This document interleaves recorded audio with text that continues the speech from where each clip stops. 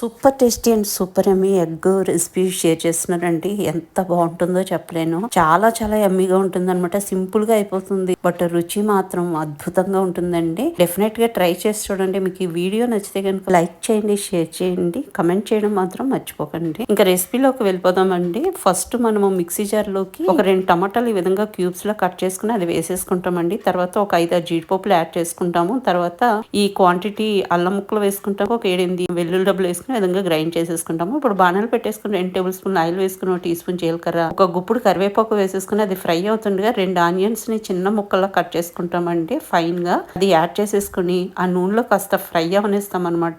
మంచిగా వేగి కలర్ మారుతున్నప్పుడు మనం డ్రై మసాలాలు యాడ్ చేసేసుకుంటామండి. ఇక్కడ 1 టీ స్పూన్ పసుపు, రుచికి సరిపడా సాల్ట్ వేసేసుకున్నాం. అదే విధంగా 1 టేబుల్ స్పూన్ కారం వేసుకున్నామండి. ఒక 1/2 టీ స్పూన్ గరం మసాలా వేసేసుకుని మొత్తం అంతా మిక్స్ చేసుకుంటూ ఫ్రై అవనిస్తాము.